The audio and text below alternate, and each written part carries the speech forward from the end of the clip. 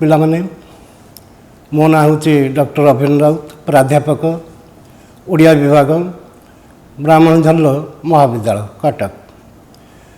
आज आम गल्पर द्वितीय गल्पटी आरंभ करवा तृतीय एककर गल्प हूँ पताका उत्तोलन गाल्पिक होती सुरेंद्र महांती। यही गल्पर गाल्पिक तांक संपर्क में सूचना दौछि। सुरेंद्र महांती जून 21 तारीख 1922 मसीह कटक जिलार पुरुषोत्तमपुर ग्राम जन्मग्रहण करथिले। से चाटशाली शिक्षा शेष करने पर कानपुर विद्यालय चतुर्थ श्रेणी रे नाम लिखैथिले एवं सेठारु सप्तम श्रेणी रे उत्तीर्ण होगा पर सालेपुर हाईस्कूल रे से अध्ययन करथिले। सेठारु कृतित्वर सहित पाटना यूनिवर्सिटी रो मैट्रिक पास करथिले द्वितीय श्रेणी रे। द्वितीय श्रेणी रे पास करबा पर से तांकर पितांक द्वारा डाक्तरी पढ़िबा पई बाध्य करबा हेतु से मनोनिवेश करनथिले। डाक्तरी पढ़िबा पई रेभेन्सा कॉलेज रे 1939 मसीह अर्थनीति इतिहास एवं ओडिया विषय रखी आए पढ़ाको आए पढ़ी। जेतेबेले से सालेपुर हाईस्कूल रे पाठ पढ़ुले 1938 मसीह से प्रथमे तांकर गल्प लिखा आरंभ करथिले। गल्पर नाम थिला बंदी। तांकर इंग्राजी शिक्षक मिस्टर पट्टनायक आदर्श रे अनुप्राणित होई लेखा आरंभ करथिले बंदी गल्परू। एवं से ठारू तांकर 1938 रु 1990 भितर प्राय 14 गोटी गल्प संकलन रही जहा देहरे 150 गोटी गल्प संकलित होती बा स्थान पाई। से एकाधार जड़े गाल्पिक जड़े औपन्यासिक जड़े ओडिया साहित्यर इतिहास लेखक जड़े समीक्षक जड़े भ्रमण कहानी लेखक एवं से होती प्राबंधिक। आमे तांको आलोचना करिबा जड़े गाल्पिक भाव से 14 गोटी गल्प संकलन मु केतोटी तुम आगे उपस्थापित करुच्ची। ता भितर रही महानगरीर रात्रि, कृष्णचूड़ा, रोटी और चंद्र, शेष कविता, सबुज पत्र और धूसर गोलाप, मरार मृत्यु, दुई सीमांत, महानिर्वाण, जदुवंश और अन्यान्य गल्प, राजधानी और अन्यान्य गल्प और कलकाता इत्यादि। ता सहित जड़े औपन्यासिक भाव से केंद्र साहित्य एकाडेमी पुरस्कार प्राप्त 1970 मसीह नीलशैल उपन्यास पाई से केंद्र साहित्य एकाडेमी पुरस्कार पाई। 1980 मसीह कुलवृद्ध उपन्यास पाई प्रथम सारला साहित्य पुरस्कार लाभ करछंती।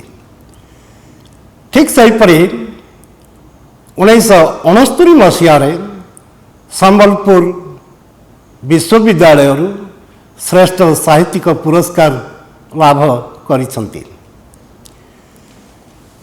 ତା ସହିତ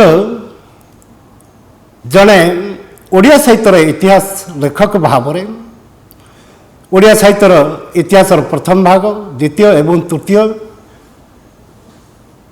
ଜଣେ ସମୀକ୍ଷକ ଭାବରେ ଫକୀରମୋହନ ସାହିତ୍ୟ ସମୀକ୍ଷା ଏସବୁ କୃତି ଭିତରେ ଆମେ ତାଙ୍କୁ ଆଲୋଚନା କରିବା ଜଣେ ଶ୍ରେଷ୍ଠ ଗାଳ୍ପିକ ଭାବରେ।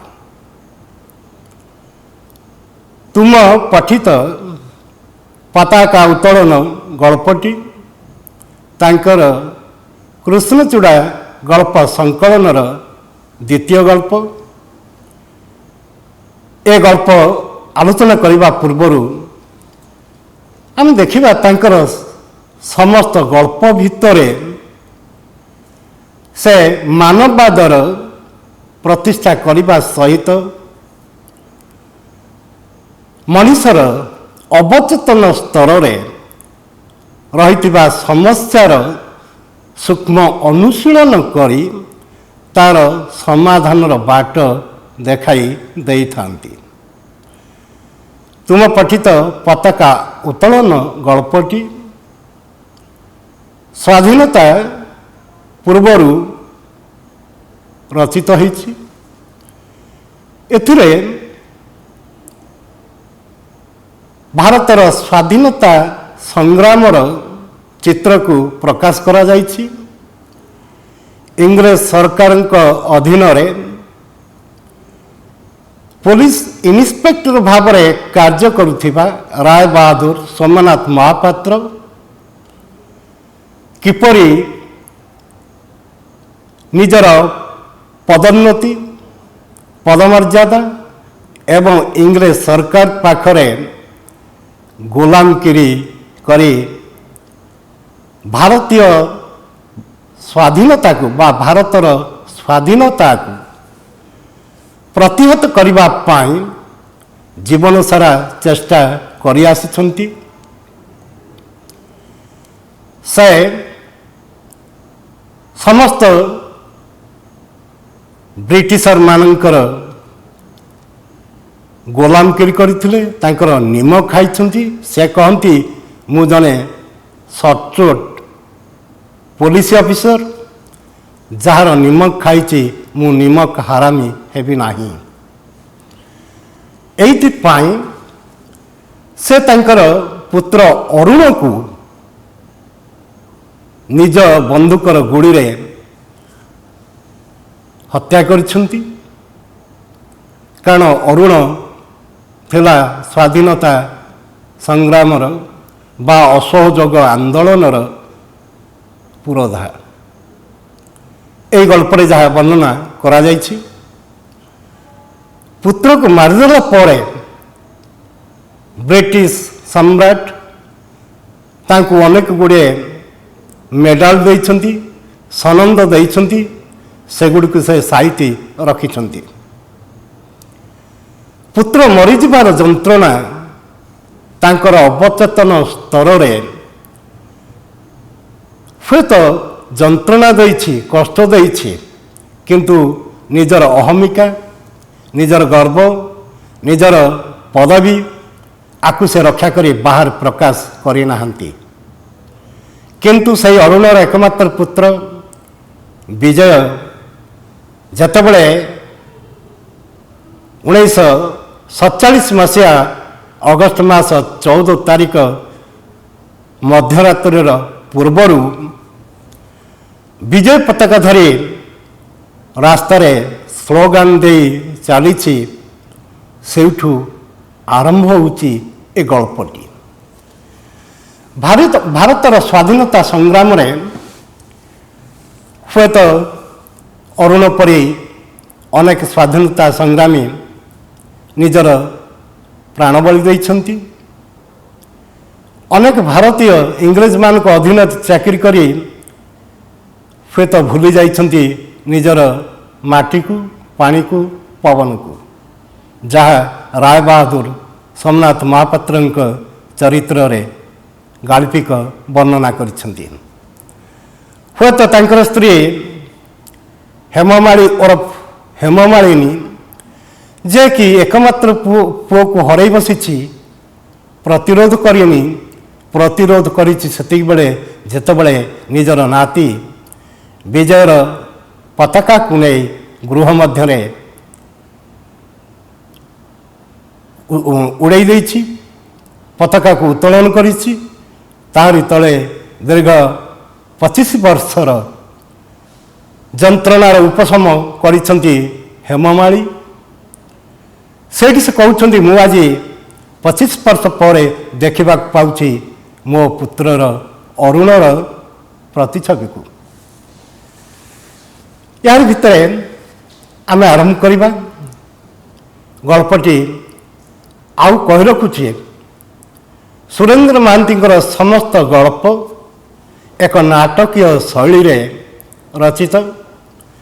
ତାଙ୍କର ଭାଷା, ତାଙ୍କର ଶୈଳୀ ଓଡ଼ିଆ ସାହିତ୍ୟ ଇତିହାସରେ ଏକ ସ୍ୱତନ୍ତ୍ର ସ୍ଥାନ ଦେଇଛି କହିଲେ ଅତ୍ୟୁକ୍ତି ହେବ ନାହିଁ। କଥୋପକଥନ ଶୈଳୀରେ ସେ ତାଙ୍କର ଚରିତ୍ର ମଧ୍ୟରେ କଥାବାର୍ତ୍ତା କରିଥାନ୍ତି। ଏଇଠୁ ଆରମ୍ଭ ହେଉଛି ଗଳ୍ପଟି ଏହିପରି ଭାବରେ। ଅଗଷ୍ଟ 14 ତାରିଖ 1947 ମସିହା। ରାୟବାହାଦୁର ଶ୍ରୀ ସୋମନାଥ ମହାପାତ୍ର ଇନ୍ସପେକ୍ଟର ଅବସର ଗ୍ରହଣ କରିଛନ୍ତି। ତାଙ୍କୁ ରାତ୍ରିରେ ଛାଇ ନିଦ ଲାଗି ଆସିଛି। ସେ ଛାଇ ନିଦ ମାଡ଼ିଯିବା ପରେ ରାତି ସେତେବେଳକୁ 12ଟା ପାଖାପାଖି ହଠାତ୍ ସେ ଶୁଣିବାକୁ ପାଇଛନ୍ତି ଶଙ୍ଖ, ଘଣ୍ଟ, ହୁଳହୁଳି ଧ୍ୱନି। ତାରି ଭିତରେ ଏକ ସ୍ୱରରେ ସମସ୍ତେ କହି ଚାଲିଛନ୍ତି, ଜୟ ସ୍ୱାଧୀନ ଭାରତ କି ଜୟ ଧ୍ୱନି। ଜୟ ସ୍ୱାଧୀନ ଭାରତ କି ଜୟ ଧ୍ୱନିର କମ୍ପନରେ ତାଙ୍କର ନିଦ୍ରା ଭଙ୍ଗ ହୋଇଯାଇଛି। ସେ ଉଠିପଡ଼ି ଝରକା ପାଖକୁ ଧାଇଁ ଯାଇ ଦେଖନ୍ତି ଯେ ବାହାରେ ଏକ ବିରାଟ ପଟୁଆର, ଆଗରେ ତାଙ୍କର ନାତି ଅରୁଣ ଭାରତର ଜାତୀୟ ପତାକା ତ୍ରିରଙ୍ଗାକୁ ଧରି ଦ୍ରୁତ ଗତିରେ ଆଗେଇ ଚାଲିଛି। ପଛରେ ଅନେକ ଜନସମୁଦ୍ର ପରି ଲୋକ ମାଡ଼ି ଚାଲିଛନ୍ତି। ଜୟ ଭାରତ, ଜୟ ସ୍ୱାଧୀନ ଭାରତ ଜୟର ଧ୍ୱନି ଶୁଣି ଇତସ୍ତତ ହୋଇପଡ଼ିଛନ୍ତି ଗୃହ ମଧ୍ୟରେ ରାୟବାହାଦୁର ଶ୍ରୀ ସୋମନାଥ ମହାପାତ୍ର। ସତ ଯେପରି ଭାରତ ମାତାର ଜୟଧ୍ୱନି ତାଙ୍କର ସର୍ବାଙ୍ଗ ଶରୀରରେ ଛୁଞ୍ଚି ପରି ତୀକ୍ଷ୍ଣ ସଳକା ବା ମୁନିଆ ଛୁଞ୍ଚି ପରି ବିଧ କରୁଛି। ସହିପାରୁନାହାନ୍ତି ଭାରତ ମାତାର ଜୟଧ୍ୱନିକୁ। ଧାଇଁ ଯାଇ ସମସ୍ତ କବାଟ ଝରକାକୁ ବନ୍ଦ କରିଦେଉଛନ୍ତି। ଶୋଇବାକୁ ଚେଷ୍ଟା କରୁଛନ୍ତି କିନ୍ତୁ ନିଦ ହେଉନି। ପୁଣି ଯାଇ ଖୋଲି ଦେଉଛନ୍ତି ସମସ୍ତ କବାଟ ଏବଂ ଝରକାକୁ। ଏହାର ଭିତରେ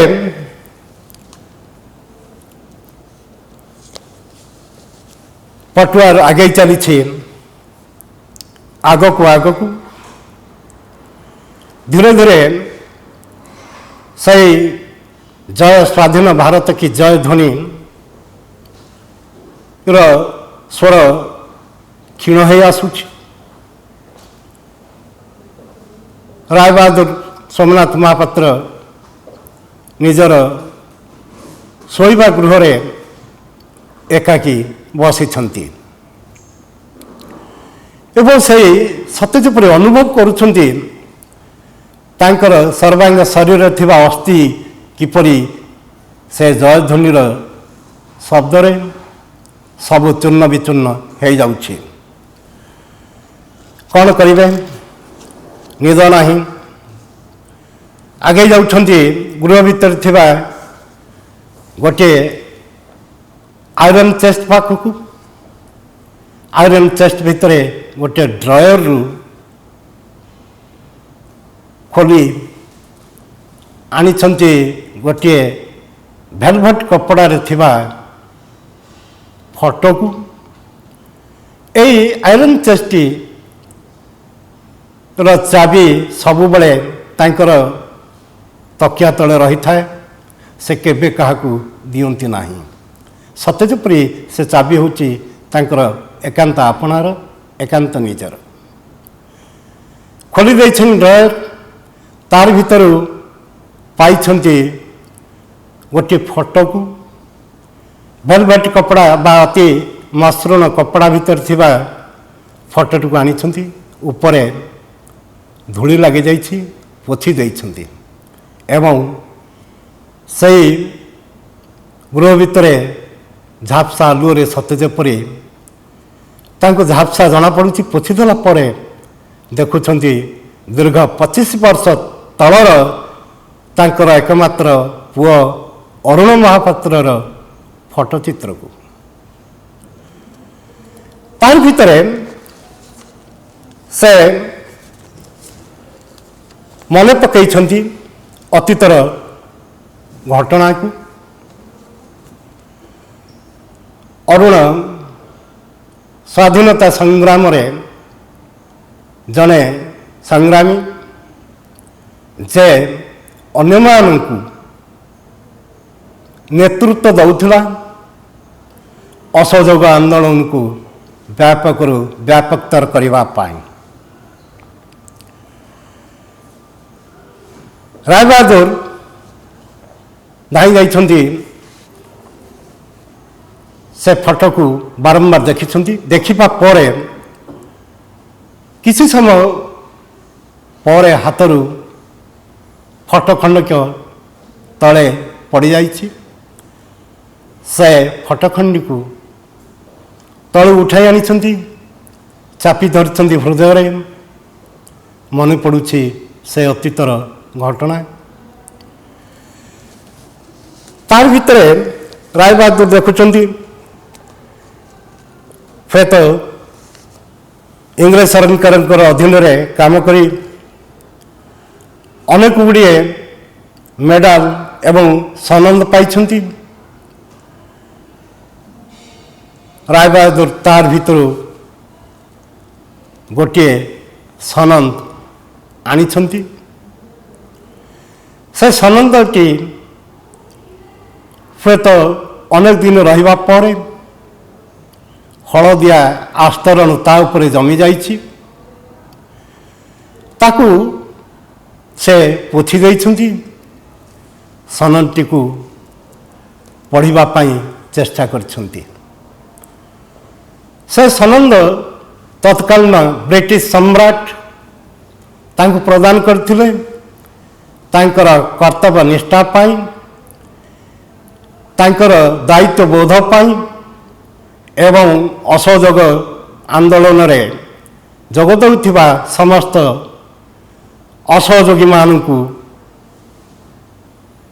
ନିବୃତ୍ତ କରିବା ପାଇଁ ବା ତାଙ୍କୁ ମାଡ଼ ମାରି, ଚାବୁକ ମାରି ଏବଂ ବନ୍ଧୁକର ସଙ୍ଗୀନ ଦେଖାଇ ଡରେଇଥିଲେ ରାୟବାହାଦୁର ସୋମନାଥ ମହାପାତ୍ର। ସେ ତାର ଭିତରେ ଦେଖୁଛନ୍ତି ସେହି ସନନ୍ଦକୁ। ସେ ସନନ୍ଦ ଦେଖିବା ପରେ ମନେ ପଡ଼ିଯାଉଛି 1923 ମସିହାର ଘଟଣା। ଦୀର୍ଘ 25 ବର୍ଷ ତଳର ଘଟଣା ମନେ ପଡ଼ିଛି ତାଙ୍କର। ମନ ଭିତରେ ଭାବୁଛନ୍ତି ବ୍ରିଟିଶ ସମ୍ରାଟ ତାଙ୍କୁ ଦେଇଥିବା ସେ ସନନ୍ଦଟି ବ୍ରିଟିଶ ସିଂହାସନ ପ୍ରତି, ସେଥିରେ ଲେଖାଥିଲା ଏହା, ବ୍ରିଟିଶ ସିଂହାସନ ପ୍ରତି ଆପଣଙ୍କର ନିଷ୍ଠା ଓ ଅନୁରକ୍ତି ମହାମହିମ ବ୍ରିଟିଶ ସମ୍ରାଟଙ୍କୁ ମୁଗ୍ଧ କରିଛି। ब्रिटिश सिंहासन प्रति ए अनुरक्तिर अतुलनीय अनुरक्ति पाई आपण निजर एठी हाइफेन रही जाइए जे कि निजर एकमात्र पुत्र अरुण को गुलिबिध करी हत्या करथिले। सही सनंदटी पढ़िबा पर तांको मन भितर देखा देथिबा भावना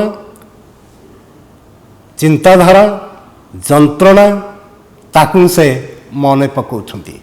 पुओ को मारिबा पर पारिवारिक जीवन रे अशांति पारिवारिक जीवन रे देखा जाइथिबा प्रत्येक व्यक्ति निकट रे जो असहायता जो जंत्रणा बोध एवं मनुष्य किपरि निजर पदोन्नति पाई निजर गर्व पाई अहंकार पाई पारिवारिक बंधन पारिवारिक स्नेह भल पाइबारु दूरे रहे ताकू एठारे वर्णना करा जाइछि। राय बहादुर दुई आखि रे किए जमिति गोटे कुहुड़ीर परदा टाणी देछि तांकु सबु झापसा देखा जाउछि। मने पड़ी जाउछि से अतीतर घटना आज की ठीक 25 वर्ष तले एठी गोटे कथा कह जाइछि जे चौरी चौरा विप्लव पर भारत रे मंथर जातीय आंदोलन को बड़ नाटिका जारी करथिला एक नूतन स्पंदन संतरासवाद सेदिन भारतर जातीय आंदोलन रे आनी देथिला एक नूतन आभिमुख्य। यही चौरी चौरा विप्लव रो नेतृत्व नैथिला तांकर एकमात्र पुत्र अरुण। सेतेबेलकु राय बहादुर ब्रिटिश सरकार अधीन एक सब इन्स्पेक्टर भाव में कार्य करुथिले। तांको कार्य करुथिले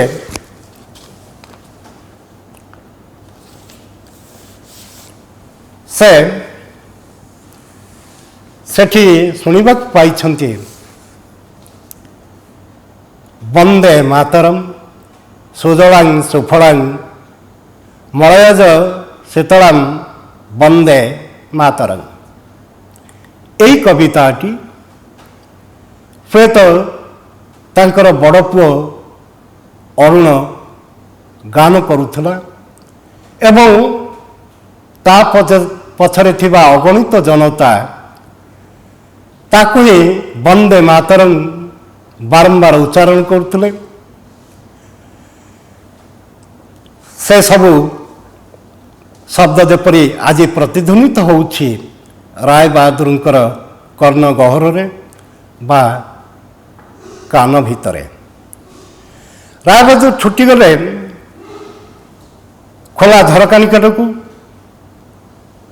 क्रमे वंदे मातरम रो ऐक्यतान गान अस्पष्ट रु अस्पष्ट होइछि बा क्षीणरु क्षीणतर होइछि जहाँ को गान करिछि अरुणर पुओ विजय।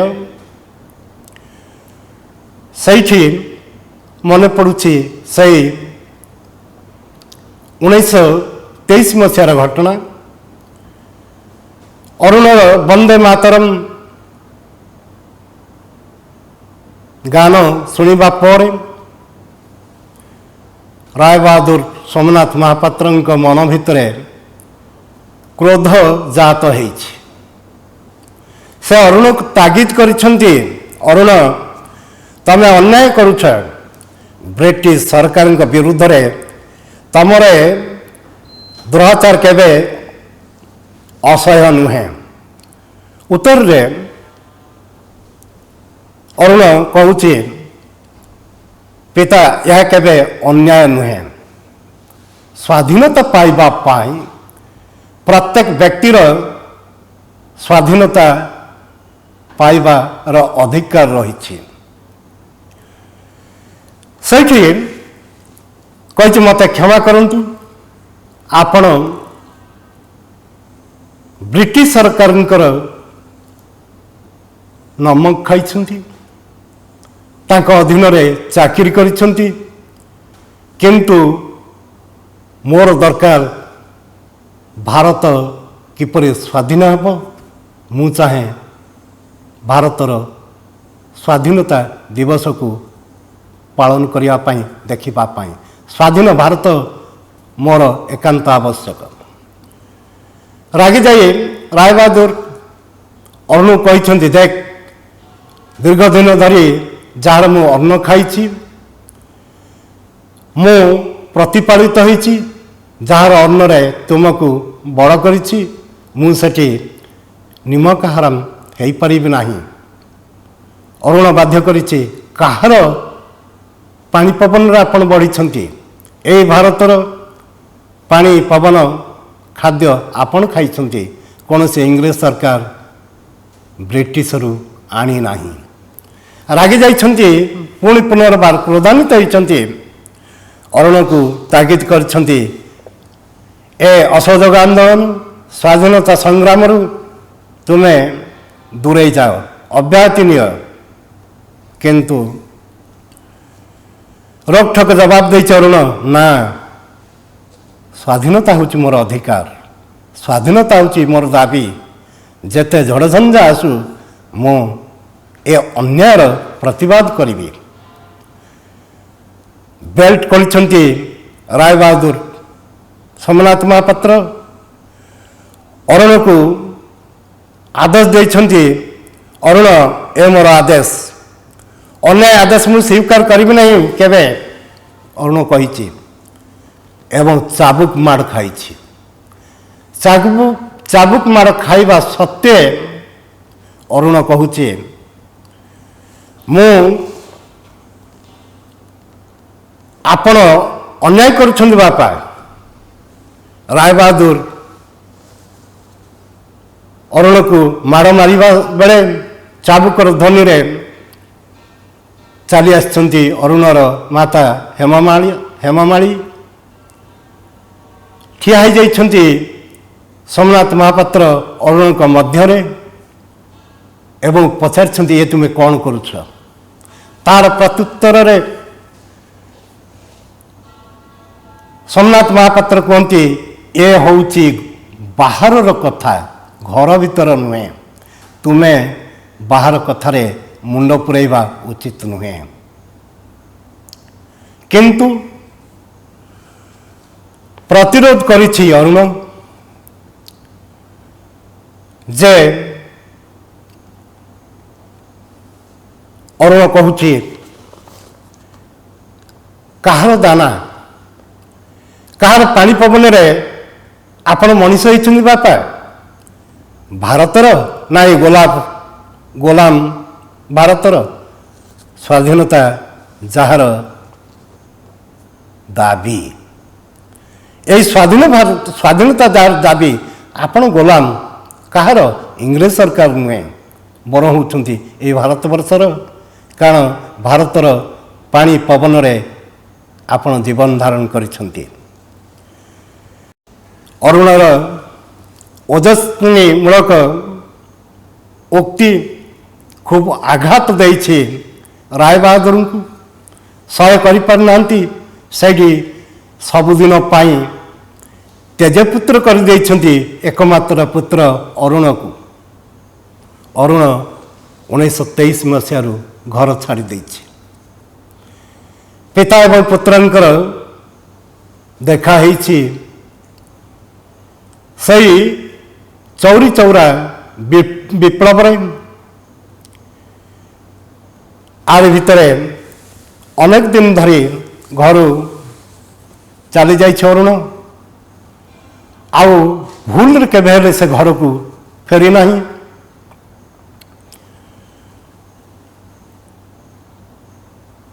ସେଇଠି ରାୟବାହାଦୁର ବସିଛନ୍ତି, ମନ ଭିତରେ ଭାବୁଛନ୍ତି ଏହି ଭାରତର ସ୍ୱାଧୀନତା ପାଇଁ ହୁଏତ ଇଂରେଜ ସରକାରଙ୍କ ଅଧୀନରେ ଚାକିରି କରିଥିବା ହେତୁ ସେ ଆଜି ତେଜପୁତ୍ର କରିଦେଇଛନ୍ତି। ମନ ତାଙ୍କର ବୁଝିଲା ନାହିଁ। ଶୁଭୁଛି ବାହାରେ ସେହି ଲୋକମାନଙ୍କର କୋଳାହଳ, ଜୟ ସ୍ୱାଧୀନ ଭାରତ କି ଜୟ ଧ୍ୱନି, ବନ୍ଦେ ମାତରଂ ଧ୍ୱନି। ସେ ଅତିଷ୍ଠ ହୋଇପଡ଼ିଛନ୍ତି। ରାୟବାହାଦୁର ଉତ୍କଣ୍ଠ ହୋଇ ଶୁଣୁଥିଲେ।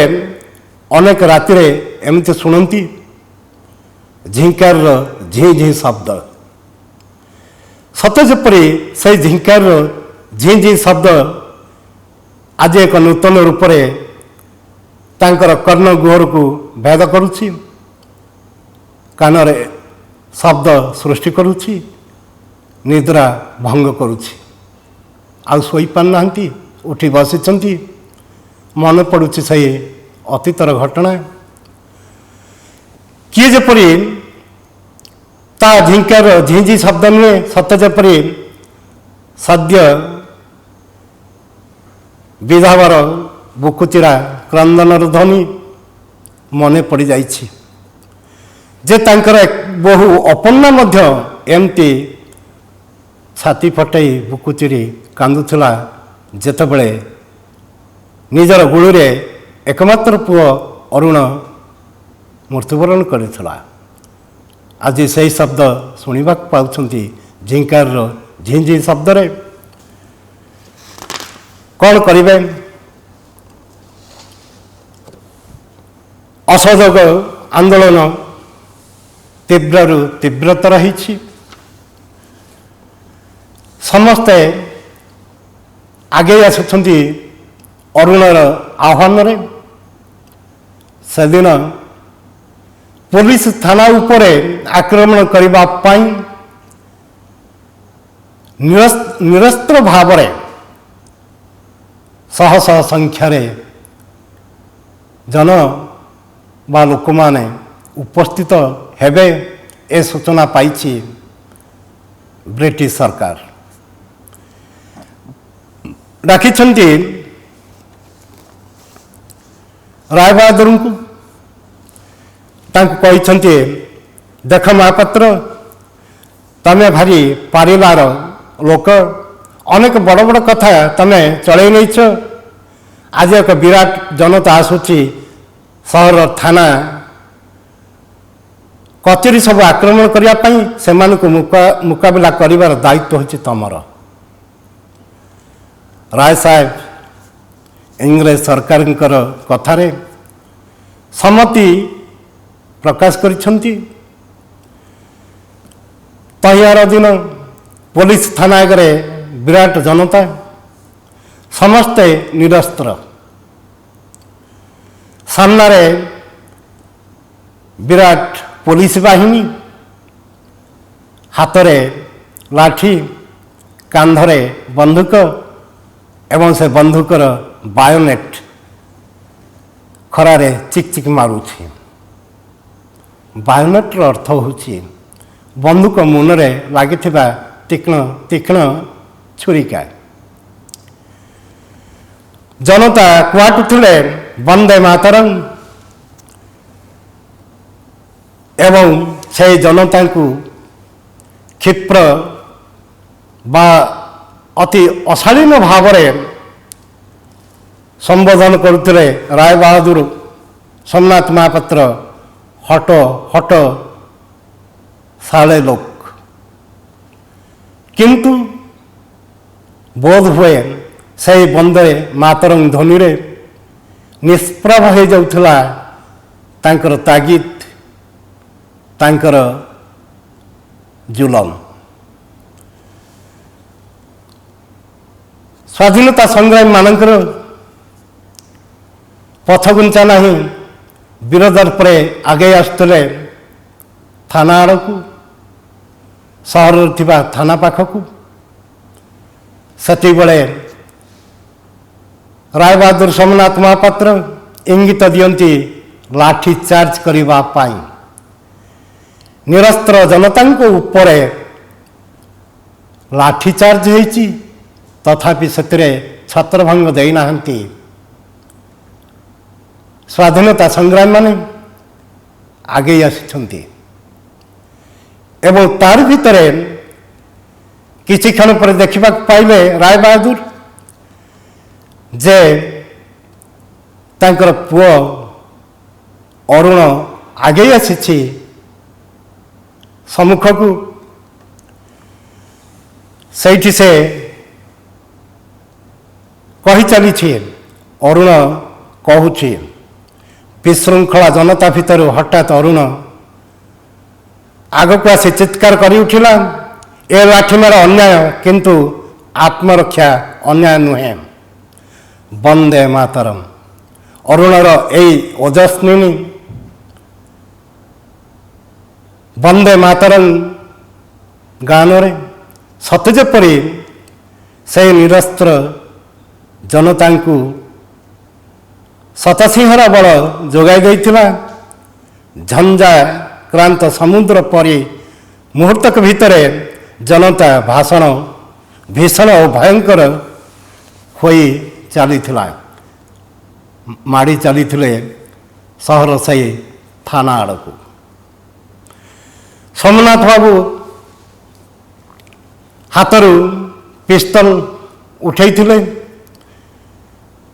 ଯେ ଫାଙ୍କା ଗୁଳି ଚାଳନା କରିବା ପାଇଁ, ଜନତାଙ୍କୁ ଭୟଭୀତ କରିବା ପାଇଁ। କିନ୍ତୁ ଏତିକି ବେଳେ ଅରୁଣ ଅବିଚଳିତ କଣ୍ଠରେ ଘୋଷଣା କରିଛି, ଡର ନାହିଁ, ଭୟ କର ନାହିଁ ଭାଇମାନେ। ଗୋଟିଏ ଉଦାହରଣ ଦେଇଛନ୍ତି ଶ୍ରୀରାମଚନ୍ଦ୍ରଙ୍କର। ଶ୍ରୀରାମଚନ୍ଦ୍ର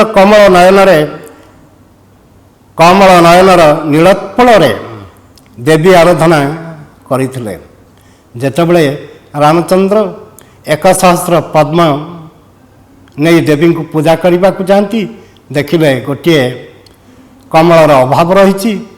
ତେଣୁକରି ସେ ନିଜର ଆଖିକୁ ତାରିକି ପୂଜା କରିବା ପାଇଁ ବାହାରିଥିଲେ, କିନ୍ତୁ ଦେବୀ ସନ୍ତୁଷ୍ଟ ହୋଇଛନ୍ତି।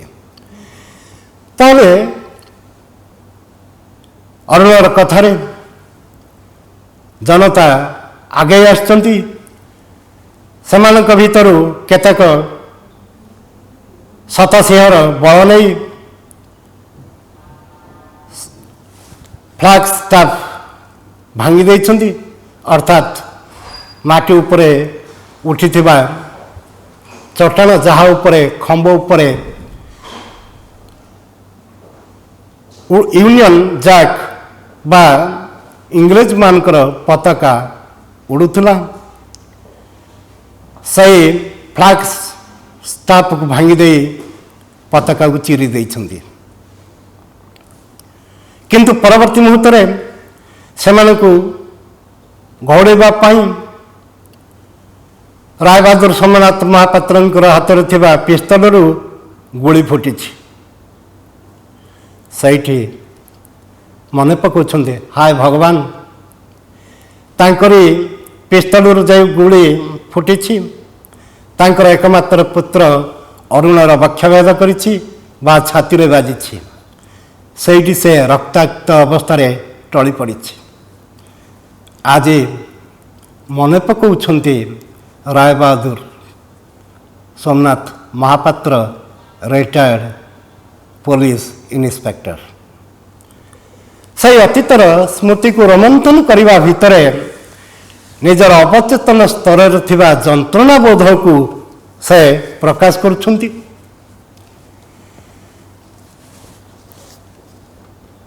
ସେଦିନ ହୁଏତ ତାଙ୍କର ଏଇ ନିଜର ପୁତ୍ରକୁ ହରାଇଥିବା ବାପା ହାତରେ ପୁଅର ମୃତ୍ୟୁ ଇଂରେଜ ସରକାରଙ୍କୁ ଉତ୍ସାହିତ କରିଥିଲା। ସେ ହେଉଛନ୍ତି ଜଣେ ସଚ୍ଚୋଟ ପୋଲିସ ଅଫିସର। ସେ ପ୍ରତ୍ୟେକ କାମକୁ पारिपारिबे तांकु संवर्धित करने पाई ब्रिटिश सरकार से सनंदटी प्रदान करथिले जहाकू 1947 मसीहा अगस्त 14 तारिख रात्रि 12टा पूर्व से पाठ करिसंती। से दिन राति पुत्रर मृत्युरे माँ हेममाली बुकु फटा चित्कार पुत्रवधू अपन्नार हृदय विदारित क्रंदनर ध्वनि मन पड़ुछि राय बहादुरंकर।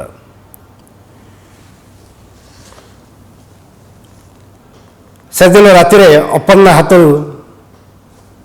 काच भांगीदेले एठी अकुहा जंत्रणा को से प्रकाश करछन्ति ओ नारायण नारायण। ससुर हिसाब से बहुर विधवा दृश्य देखा पाई एवं पुओ को निज हाथ में गुड़ीविध करी हत्या करछन्ति। ना परदिन सोमनाथ होइथिले इन्स्पेक्टर प्रथम सब इन्स्पेक्टर रु से पदोन्नति पाई ता परदिन होइछन्ति इन्स्पेक्टर।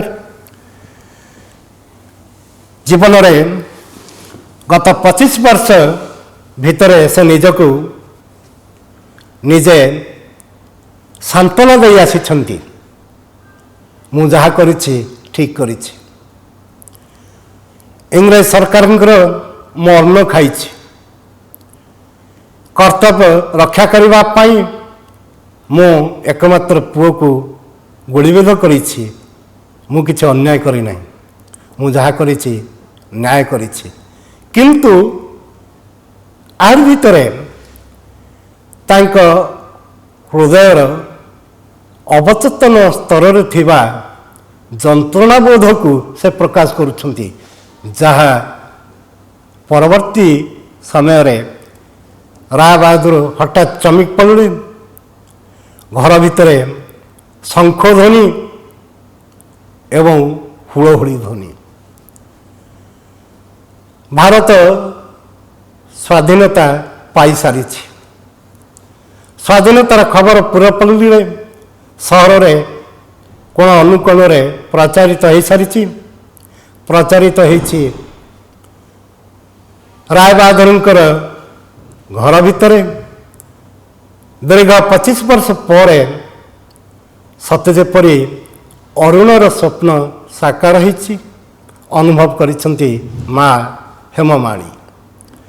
से गोटे तिरंगा पताका आनिछंती घरर 2 महला उपरे उत्तोलित करी उड़े दे तारी तले दीपटिए जाली दे 2 हाथ में फेत जय स्वाधीन भारत की जय वंदे मातरं शब्द उच्चारण करने भितर मन पकई निजर पुओ को।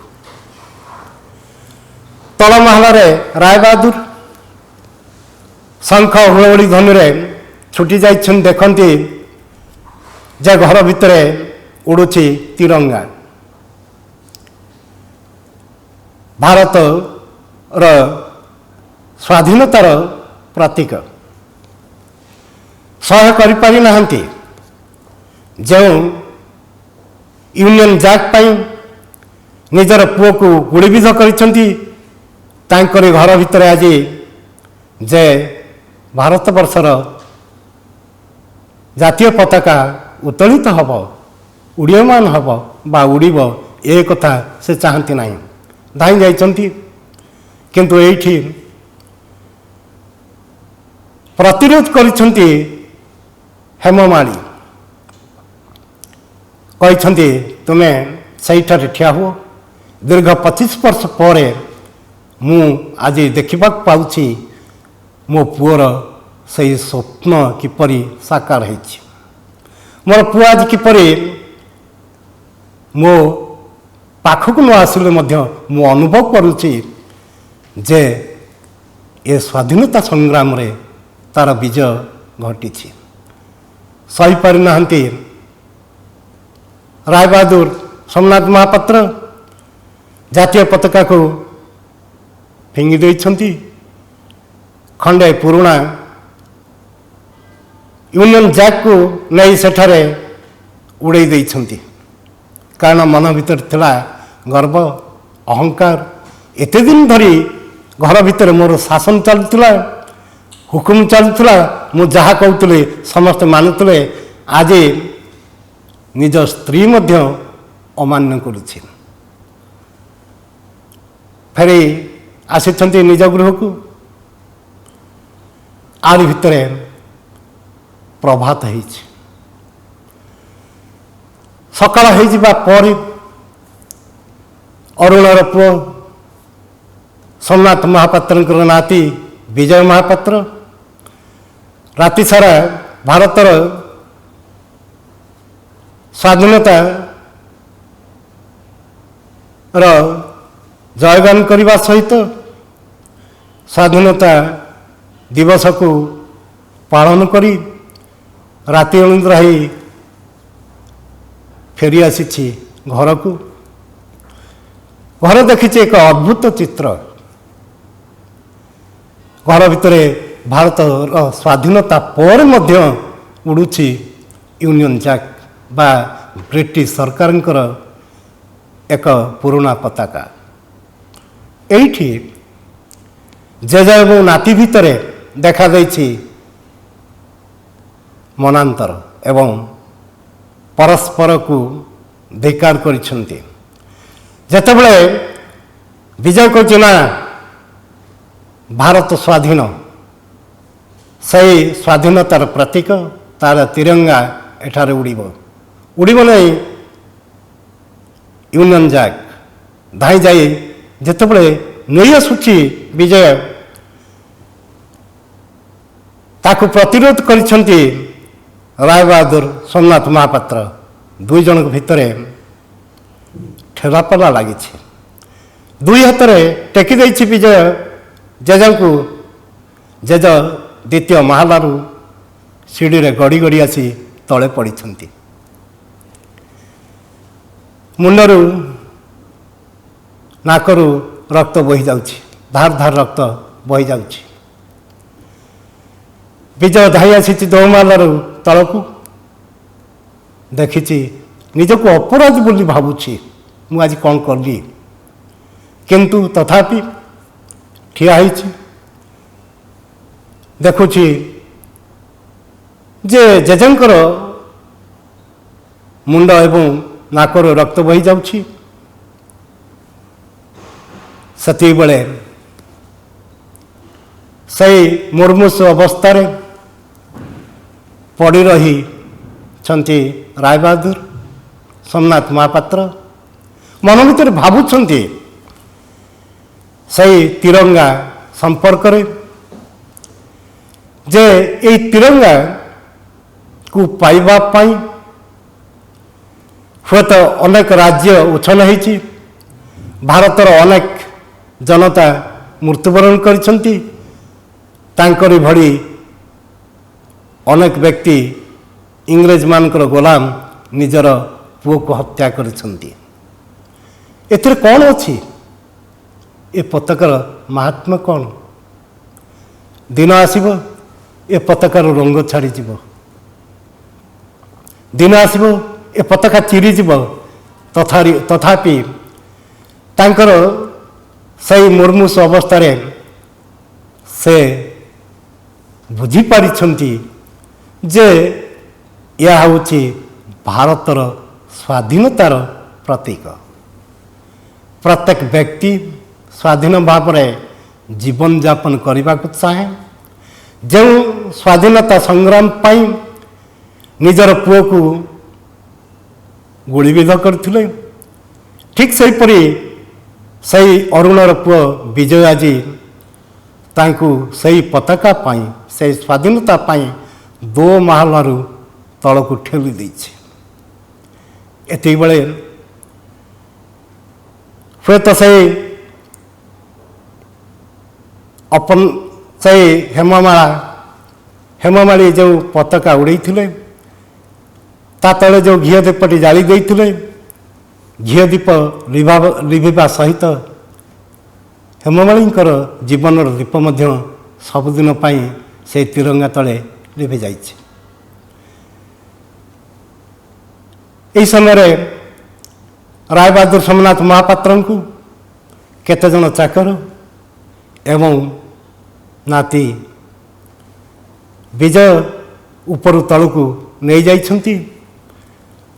हाथ गोड़ हलचल होना आखिपता सेता पड़ी आसलानी गोड़ हाथ अचल एवं मुंडरू पाटिरू रक्त बही जाउछि। सेतिबेले से कहिछंती विजय तो पताकार विजय हो।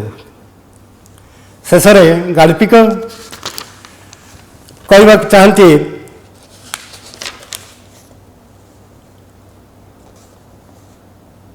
पाटी पड़गला आखि दुईटा सेता हो गला। दुई जन भृत्य मुर्मुसु रायबहादुर को टेकी नहीं गले ऊपर को। विजय प्राणहीन पाषाण परी चाई रही प्रभातर सूर्योदय को आकाश आड़े। से दिन था भाद्रव मास 1947 मसीहा अगस्ट 15 तारीख। मेघमुक्त आकाश को चाही रही विजय एवं सबुआड़े शुभुची शंख हुलहुली ध्वनि। जय स्वाधीन भारत की जय वंदे मातरं ध्वनि रे प्रकम्पित होइछि। सही स्वाधीनता उत्सव को समस्ते पालन करछन्ति। एइटी शेष होउछि गल्पटी। आम देखिबा जे आ भितरे गाल्पिक गोटे गठन कला दृष्टि सार्थक क्षुद्र गल्प पताका उत्तोलन 5टी विभाग रही। गोटे हूँ कहानी, द्वितीयटी चरित्र, तृतीयटी परिवेश, चतुर्थटी आयतन एवं पंचमटी हूँ भाषा। ए गल्परे एक सुंदर कहानीर अवतरण करछंती। जो कहानीटी भारतर स्वाधीनता संग्राम उपरे आधारित। चरित्र दृष्टि मात्र 5 गोटी चरित्र आ भितर अच्छी एवं से चरित्र समस्ते एक परिवार भितर सीमित जहाँकर ना अच्छे। से गृहकर्ता रायबहादुर सोमनाथ महापात्र रिटायर्ड बा अवसर प्राप्त पुलिस इन्स्पेक्टर। तांकर बड़ पुओ अरुण महापात्र, स्त्री हेममाली, बहु अपन्ना एवं नाती विजय। चरित्र गुड़िक 3टी पीढ़ीर प्रतिनिधित्व करती। अतीत, वर्तमान एवं भविष्य। अतीतर प्रतीक एठी रायबहादुर सोमनाथ महापात्र, वर्तमान प्रतीक अरुण महापात्र एवं भविष्यतर प्रतीक होची विजय। भारतर स्वाधीनतार हुए तो स्वाधीनता संग्रामी माने एहीपरि भाव पीढ़ी पर पीढ़ी से माने यही स्वाधीनता को पाइबा पई प्राणबली देइछंती अरुण भली। परिवेश दृष्टि देखिले यह आरंभ होउची रात्र 12टा पूर्वरु एवं सरुची सकाळर सूर्योदय। गोटे घर भितर गल्पटी वर्णना होइछि। रायबहादुर सोमनाथ महापात्रंकर मानसिकता को नहीं बा तांकर अंतर्दाह को नहीं बा हृदय भितर थिबा जंत्रणा को नहीं प्रकाशित होइछि। ତା ସହିତ ଆୟତନ ବା ଆକାର ଦୃଷ୍ଟିରୁ 9-10 ପୃଷ୍ଠାର ଗଳ୍ପଟି ବେଶୀ ଦୀର୍ଘ ନୁହେଁ। ଆକୁ ପାଠ କରିବା ସମୟରେ ପାଠକ କେବେ ହେଲେ କ୍ଳାନ୍ତ ଅନୁଭବ କରିବ ନାହିଁ, ବରଂ ଆନନ୍ଦ ପାଇପାରିବ। ଭାଷା ଦୃଷ୍ଟିରୁ ବିଚାର କଲେ ଅତି ମାର୍ଜିତ ଏବଂ ଯାହାକୁ ନାଟକୀୟ ସଂଳାପ କୁହାଯାଏ, କଥୋପକଥନ ଶୈଳୀରେ ଗଳ୍ପଟିକୁ ଉପସ୍ଥାପିତ କରିଛନ୍ତି ଗାଳ୍ପିକ ସୁରେନ୍ଦ୍ର ମହାନ୍ତି। ଗଳ୍ପଟି ବେଶ ମନଛୁଆଁ ହେଇଛି। ଆସନ୍ତା କ୍ଲାସରେ ମୁଁ ଏହାର ସଂକ୍ଷିପ୍ତ ପ୍ରଶ୍ନ ଉତ୍ତର ଆଲୋଚନା କରିବି। 2ଟି ଗଳ୍ପ ପଢ଼ି ସାରିଛି। ଗୋଟିଏ ସଭ୍ୟ ଜମିଦାର, ଆଉ ଗୋଟିଏ ହେଲା ପତାକା ଉତ୍ତୋଳନ। ଏତିକିରେ ରହୁଛି। ଧନ୍ୟବାଦ।